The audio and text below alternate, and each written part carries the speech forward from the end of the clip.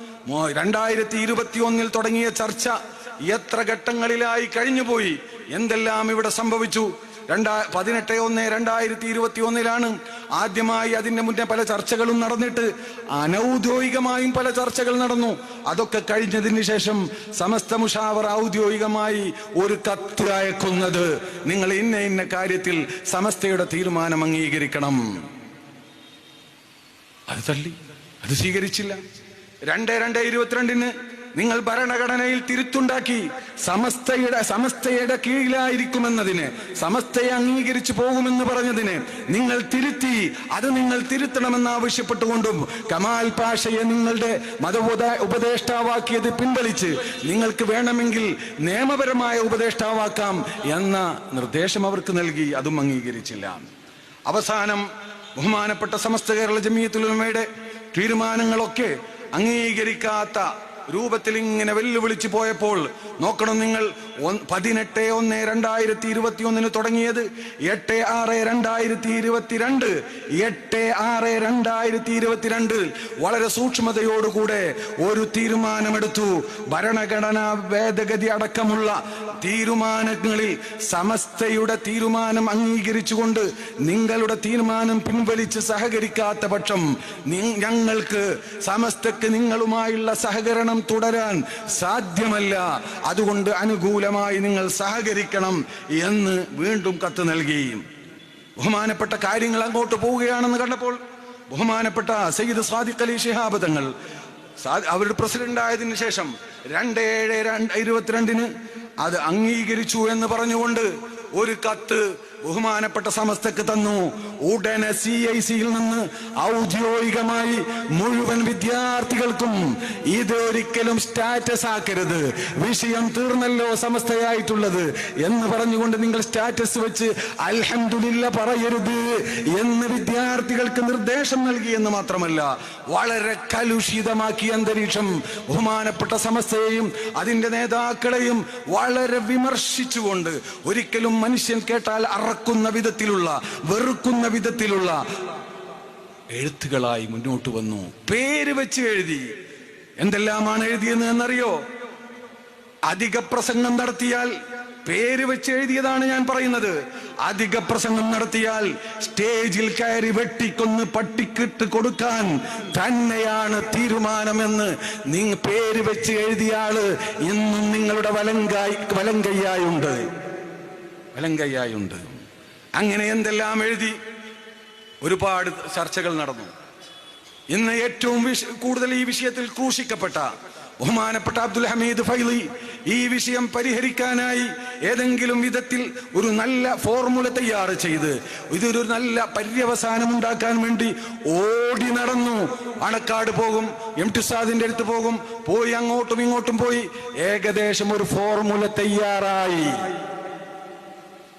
ബഹുമാനപ്പെട്ട സാദിഖ് അലി ശിഹാബ് തങ്ങൾ പ്രസിഡന്റായ ആദ്യഘട്ടം വിദ്യാഭ്യാസ ബോർഡിന്റെ മീറ്റിംഗിലേക്ക് വന്നു. തിങ്കളാഴ്ച ഒരു ഫോർമുല തയ്യാറാവുകയും ആ ഫോർമുല അനുസരിച്ചുകൊണ്ട് വിഷയം അവസാനിപ്പിക്കാമെന്ന ധാരണയിലെത്തുകയും ഒരു തിങ്കളാഴ്ച പാണക്കാട് ഇരിക്കുകയും ചെയ്യാമെന്ന് പറഞ്ഞു. അതിന്റെ തൊട്ടു മുമ്പ് ശനിയാഴ്ച വിദ്യാഭ്യാസ ബോർഡിന്റെ മീറ്റിംഗ് ആണ്. വിദ്യാഭ്യാസ ബോർഡിന്റെ മീറ്റിംഗ് നടക്കുന്നു. അവിടെ സാദിഖ് അലി ശിഹാബ് തങ്ങൾ അന്ന് അവിടെ വന്നു. അദ്ദേഹം അല്പസമയം പ്രസംഗിച്ച് ഇറങ്ങിപ്പോവുകയാണ്. അദ്ദേഹം തിരക്കുള്ള ആളാണല്ലോ. അദ്ദേഹം ഇറങ്ങിപ്പോകുന്നു. അമീദ് ഫൈസി എന്നോട് പറഞ്ഞ സംഗതിയാണ്, തങ്ങൾ ഇറങ്ങിയപ്പോൾ എല്ലാവർക്കും അറിയാവുന്ന, അന്ന് വിദ്യാഭ്യാസ ബോർഡിൽ പങ്കെടുത്തവർക്കൊക്കെ അറിയാവുന്ന വസ്തുതയാണ്, ഞാൻ ബഹുമാനപ്പെട്ട അബ്ദുസമദ് പൂക്കോട്ടൂരിന്റെ കൈയും പിടിച്ച് ഞാൻ ഇറങ്ങി. ബഹുമാനപ്പെട്ട തങ്ങളിരിക്കുന്ന ഇടത്തേക്ക് പോയി, തങ്ങളെ നമ്മൾ ആ തീരുമാനിച്ചിട്ടുള്ള ആ ഒരു ഫോർമുല ഉണ്ടല്ലോ, ആ ഫോർമുല ഈ വിദ്യാഭ്യാസ ബോർഡിൽ ഒന്ന് വെച്ചൊന്ന് അംഗീകരിച്ചാൽ ഒന്നുകൂടെ ശക്തിയാവുമല്ലോ. അതുകൊണ്ട് തങ്ങൾ അതൊന്ന് പറയുകയാണെങ്കിൽ നമുക്കത് നന്നായിരിക്കും, ഒരു ശക്തി കിട്ടുമല്ലോ, വിദ്യാഭ്യാസ ബോർഡിന്റെ അംഗീകാരത്തോട് കൂടെ ആവുമല്ലോ എന്ന്. അപ്പൊ തങ്ങൾ പറഞ്ഞു, ഓക്കെ ഞാൻ വരാം, നിങ്ങൾ MT ഉസ്താദിനോട് പറയും. ഞാൻ പോയി ഉടനെ MT ഉസ്താദിനോട് പറഞ്ഞു. MT ഉസ്താദ് തങ്ങൾ അവിടെ എത്തി. ബഹുമാനപ്പെട്ട MT ഉസ്താദ് എണീറ്റ് നിന്നിട്ട് പറഞ്ഞു, നമ്മൾ ആ CIC-യുമായുള്ള വിഷയം ഏകദേശം ഒരു രൂപ ഞങ്ങൾ തയ്യാർ ചെയ്തിട്ടുണ്ട്, അവരും സമ്മതിച്ചിട്ടുണ്ട്, മറ്റന്നാൾ ഞങ്ങൾ പാണക്കാട് ഇരിക്കുന്നുണ്ട്, അതോടുകൂടി ആ വിഷയം അവസാനിക്കും, അതിനൊക്കെ നിങ്ങൾ അംഗീകാരം തരണം എന്ന് പറഞ്ഞു. എല്ലാവരും സന്തോഷത്തിൽ തക്ബീർ ചൊല്ലി അംഗീകരിച്ചു.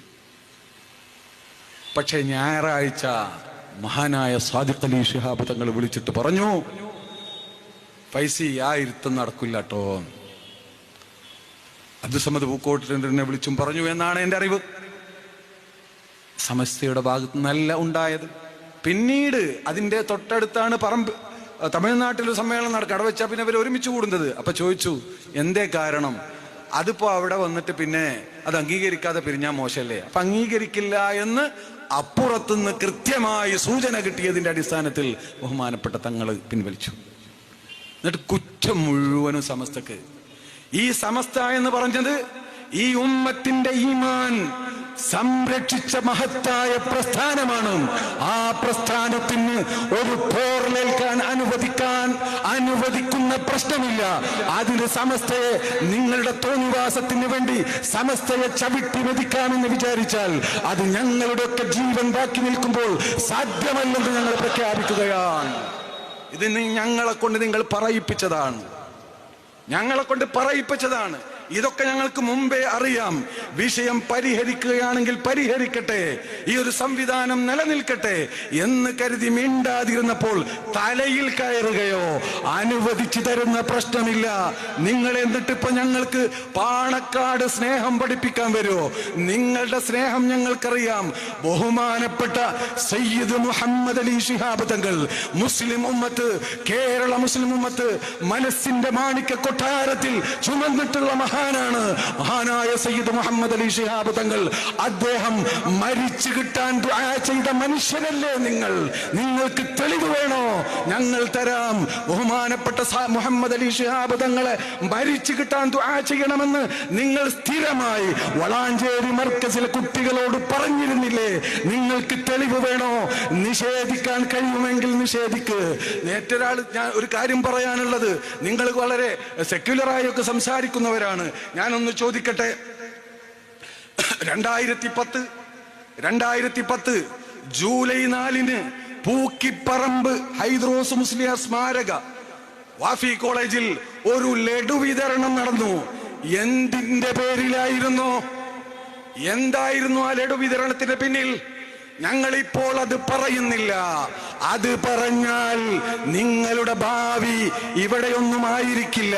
അതുകൊണ്ട് ഞങ്ങൾ സൂക്ഷിക്കുന്നു. എന്തിനായിരുന്നു ആ ലഡു? ഇനി ആ ലഡു കിട്ടാത്ത, അത് ഞാൻ പറയുമ്പോ ആ ലഡു കിട്ടാത്ത കുറച്ച് കുട്ടികൾ വന്ന ഒരു കടലാസ് ഇറക്കിയോണ്ട് കാര്യമല്ല. ലഡു കിട്ടിയവരിവിടെ ഉണ്ട്. നാഫിം മുസിബത്തും എതിരായാല് മുസിബത്ത് പറയുന്നതാണ് ഇവിടെ സ്ഥിരപ്പെടുക. അതുകൊണ്ട് ലഡു കിട്ടാത്തവർക്ക് ഞങ്ങൾ വേറെ തരാ. പക്ഷെ കിട്ടിയവരിവിടെ ഉണ്ട്. അന്ന് പൂക്കിപ്പറമ്പിൽ ഡേറ്റ് കൃത്യമായി എഴുതി വെച്ചോ. ഡേറ്റ് എനിക്കറിയാം, കൃത്യമായി എഴുതി വെച്ചോ. ചരിത്രം പരിശോധിച്ചാൽ അതെന്തിനായിരുന്നു ആ ലഡു എന്നും അറിയാം. ആരാണെന്നറിയോ? 2010 ജൂലൈ 4 പൂക്കിപ്പറമ്പിലെ പ്രിൻസിപ്പാൾ, നിങ്ങളുടെ റിപ്പണുണ്ടല്ലോ, അയാളുടെ നേതൃത്വത്തിൽ നിങ്ങളുടെ വലങ്കയ്യല്ലേ, നിങ്ങളുടെ ഹക്കീം ഫൈസിയുടെ വലങ്കയ്യല്ലേ, നിങ്ങൾ എന്തിനാണ് ലഡു കൊടുത്തത്? ആ ലഡു കിട്ടാത്തവർ വന്ന് നോട്ടീസ് ഇറക്കണ്ട. ഇവിടെ കൃത്യമായി നിങ്ങൾക്ക് അധ്യാപനം നടത്തിയവരും നിങ്ങളുടെ സ്ഥാപനങ്ങൾ നടത്തിയ പല മാനേജ്മെന്റും നിങ്ങളുടെ കൂടെ നിന്ന് ഇതൊക്കെ സഹിക്കാൻ കഴിയാതെ നിലനിൽക്കുന്ന ഒരുപാട് നിങ്ങളുടെ ശിഷ്യന്മാരും കൃത്യമായ കൂട്ടായ്മ രൂപീകരിച്ചിട്ടുണ്ട്. നിങ്ങൾ നിഷേധിക്കാൻ വന്നാൽ അപ്പോൾ ഞങ്ങൾ അതിന് പരിഹാരം നൽകാം. എന്റെ പ്രിയമുള്ള സഹോദരന്മാരെ, ഇയാളുടെ വലങ്കയ്യ് റിപ്പണാണ് അത് ചെയ്തത്.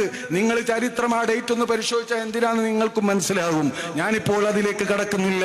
ഈ റിപ്പന്റെ സ്വഭാവം നിങ്ങൾക്കറിയോ?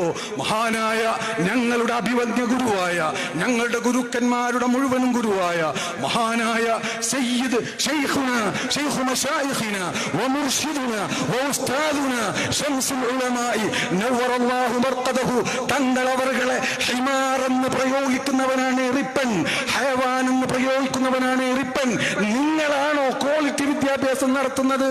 ഞങ്ങൾ ഇതുവരെ ക്ഷമിച്ചത് നിങ്ങളെ പേടിച്ചിട്ടല്ല, ഈ മക്കളെ വിചാരിച്ചിട്ടാണ് എന്ന് നിങ്ങൾ ഓർക്കണം. ഇന്നും അയാൾ നിങ്ങളുടെ ഒരു സ്ഥാപനത്തിലെ പ്രധാന അധ്യാപകനല്ലേ? എന്തുകൊണ്ട് നിങ്ങൾ മാറ്റിവെക്കുന്നില്ല എന്നല്ല, മഹാനായ കുമരമ്പത്തൂർ ഉസ്താദിന്റെ പേര് പറഞ്ഞപ്പോ ലഅനത്ത് ചൊല്ലിയവനാണ് ഇവൻ. അവൻ ഇന്നും CIC-യുടെ വലം കൈയാണ്. ഞങ്ങൾ പറഞ്ഞാൽ നിങ്ങൾ കണ്ണാടിയിലൂടെ മുണ്ടിട്ട് നടക്കേണ്ടി വരും. അതുകൊണ്ട് സമസ്തയെ തൊടണ്ട, സമസ്തയെ തൊടണ്ട. സമസ്ത ഞങ്ങളുടെ ജീവനാണ്, സമസ്ത ഞങ്ങളുടെ ജീവനാണ്. ഞങ്ങളുടെ ഈമാൻ സംരക്ഷിച്ച പ്രസ്ഥാനമാണ്. ഞങ്ങൾക്ക് അഹ്ലുസ് സുന്നത്ത് വൽ ജമാഅത്ത് പഠിപ്പിച്ചു തന്നതാണ്. ആ ദീൻ സംരക്ഷിച്ച പ്രസ്ഥാനത്തിന് ഒരു പോറലേൽക്കാൻ ഞങ്ങൾ അനുവദിക്കുകയില്ല. പ്രിയമുള്ള സഹോദരന്മാരെ, ഇനി നിങ്ങൾക്ക് എന്താ വേണ്ടത്? എന്തെല്ലാം വേണം? ബഹുമാനപ്പെട്ട സയ്യിദ് മുഹമ്മദ് അലി ശിഹാബ് തങ്ങൾ അവിടെ പിന്നെ ഭക്ഷണത്തിൽ ഉപ്പ് കുറഞ്ഞ ആ കുട്ടികളോട് പറയും, ആ പാണക്കാട് തങ്ങളാണ്ട് മരിച്ചിട്ടാന്ന് വരയ്ക്കുന്നു. ഇയാളിപ്പോ നമ്മക്ക് വന്നിട്ട് പാണക്കാട് ശ്രീയാൻ പഠിപ്പിക്കുക. ഒന്ന് ആലോചിച്ച് നോക്കിയ വിരോധാഭാസം. ഇന്ന് വളാഞ്ചേരി മർക്കസിന്റെ സെക്രട്ടറിയായി നിൽക്കുന്ന ആസാദിന്റെ പിതാവ് കുഞ്ഞുട്ടി സാഹിബുമായി ഉള്ള ചില പ്രശ്നങ്ങളാണ് കാരണം. കുഞ്ഞുട്ടി സാഹിബിന് തങ്ങൾ പിന്തുണ കൊടുക്കും പല വിഷയത്തിലും. അയാൾക്ക് സത്യം ഉണ്ടാവുമ്പോ ഇയാൾക്കത് സഹിക്കില്ല. ഒരു അല്പം നിങ്ങളുടെ ഈ കാപട്യം, നിങ്ങളുടെ ഈ അഭിനയമൊക്കെ നിർത്ത്, മതി. ഇത് നിങ്ങളെ ഒരു പ്രധാനപ്പെട്ട ഒരു വലിയ നേതാവ് ചില വിഷയങ്ങൾ നിങ്ങൾ ഒരാധാരവുമായി നടത്തിയ ചില തിരുമറികളെ സംബന്ധിച്ച് ആ നാട്ടുകാര് ബഹുമാനപ്പെട്ട ഒരു നേതാവിനോട് കംപ്ലൈന്റ് പറഞ്ഞപ്പോൾ അവരുടെ മുന്നിൽ നിങ്ങളെ വിസ്തരിച്ചപ്പോ നിങ്ങളൊരു ബോധക്ഷയം അഭിനയിച്ചിട്ടില്ലേ? നിങ്ങൾക്ക് മരിച്ചും അഭിനയിക്കാൻ കഴിയും. ഇതൊക്കെ ഞങ്ങൾക്കറിയാം. അതുകൊണ്ട് നിങ്ങൾ ആ അഭിനയത്തിനാണ് നല്ലത്. ദീൻ പറയാൻ നിങ്ങളെ പറ്റുകയില്ല. ഇത് ഞാൻ പറഞ്ഞതല്ല. സമസ്ത ഒരു തീരുമാനം എടുത്തപ്പോ ആ സമസ്ത കേരള ജമിയത്തുൽ ഉലമ വളരെ ആലോചിച്ചുകൊണ്ട് കൃത്യമായി തീരുമാനമെടുത്തപ്പോൾ അതിനെ ഒന്നനുസരിച്ചാൽ മതിയായിരുന്നല്ലോ, ഒന്നനുസരിച്ചാൽ മതിയായിരുന്നല്ലോ. എന്നാ ഈ വിഷയമൊന്നും പുറത്തു വരില്ലല്ലോ. പിന്നെ ഒന്ന് സൂക്ഷിക്കുക, അവിടുന്ന് അങ്ങോട്ട് സൂക്ഷിക്കുക, സൂക്ഷിച്ച് മുന്നോട്ട് പോവുക. എന്നാ ഇതൊന്നും പുറത്തു വരില്ല. ഞങ്ങൾക്കിത് പുറത്തു കൊണ്ടുവരൽ ഉദ്ദേശമല്ല. പക്ഷേ നിങ്ങൾ ഞങ്ങളുടെ നെഞ്ചത്ത് കുത്തി സമസ്ത കേരള ജമിയത്തുൽ ഉലമയെ ഭിന്നിപ്പിക്കാൻ, തകർക്കാൻ ആവുന്നതൊക്കെ ചെയ്തു. എന്നിട്ട് അവസാനം വന്നിട്ട് അതിൻ്റെ പിന്നിൽ കമ്മ്യൂണിസ്റ്റ് സെല്ലാണ് എന്നൊക്കെ പറഞ്ഞു. ഞങ്ങൾ ഒരിക്കലും അങ്ങനെ ഒരു കൊടി പിടിച്ചവരല്ല. ഒരിക്കലെങ്കിലും പിടിച്ചത് നിങ്ങളാണെന്ന് ഓർക്കുന്നത് നല്ലത്. മന്ത് അവിടെയാണ്, ഇവിടെയല്ല എന്ന് ഓർക്കുക. നിങ്ങൾ നോക്ക്, ബഹുമാനപ്പെട്ട ഖാദി ഇയാദ് ഷിഫ എന്ന് പറയുന്ന അവരുടെ കിതാബ്